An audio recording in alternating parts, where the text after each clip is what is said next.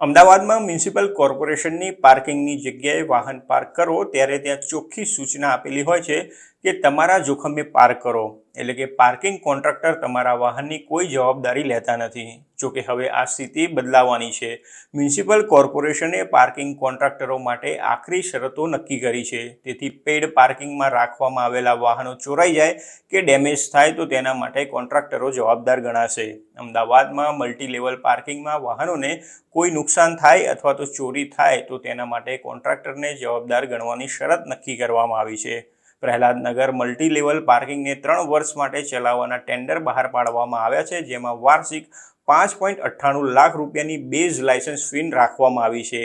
આ ટેન્ડરમાં પાર્કિંગ કોન્ટ્રાક્ટરો માટે કુલ 40 શરતો રાખવામાં આવી છે, જેમાંથી એક શરત એવી છે કે પાર્કિંગ સ્પેસમાં વાહન મૂક્યા પછી તેની ચોરી થાય અથવા તો કોઈ નુકસાન થાય તો જવાબદારી કોન્ટ્રાક્ટરની રહેશે.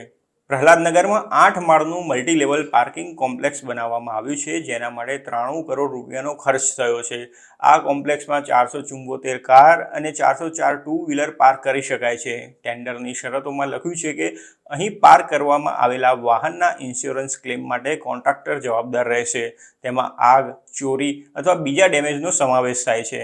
ગયા વર્ષે નવેમ્બર મહિનામાં એએમસીએ પ્રહલાદનગર મલ્ટી લેવલ પાર્કિંગની દુકાનોને ફૂલ ફ્લોર બેઝિસ પર વેચવાનો નિર્ણય લીધો હતો. કોર્પોરેશને 6 ફ્લોર માટે પ્રતિ ચોરસ મીટર બેઝ પ્રાઇસ નક્કી કરી હતી.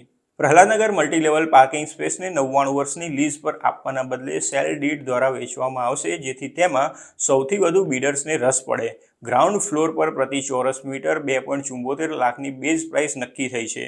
ફર્સ્ટ ફ્લોર માટે 2.35 લાખ, 5મા, 6ઠ્ઠા અને 7મા માળ માટે 1.30 લાખ રૂપિયા પ્રતિ ચોરસ મીટર અને 8મા માળ તથા ટેરેસ માટે પ્રતિ ચોરસ મીટર 1.23 લાખની બેઝ પ્રાઇસ નક્કી કરવામાં આવી છે.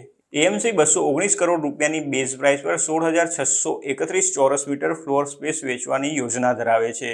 એએમસીએના એક અધિકારીએ જણાવ્યું હતું કે ઘણા કોન્ટ્રાક્ટરો પોતાની ફેસિલિટી ખાતે વાહનને નુકસાન થાય તો પણ હાથ અદ્ધર કરી લે છે. તેનું કારણ છે કે અત્યાર સુધી તેમની જવાબદારી નક્કી કરવામાં આવી ન હતી. 2 વર્ષ અગાઉ સોલામાં આગની એક ઘટનામાં વાહનો સળગી ગયા હતા, પરંતુ કોન્ટ્રાક્ટરે જવાબદારી લેવાની ના પાડી દીધી હતી. હવે અમે તેના પર જવાબદારી નાખતી શરતો લાદી છે.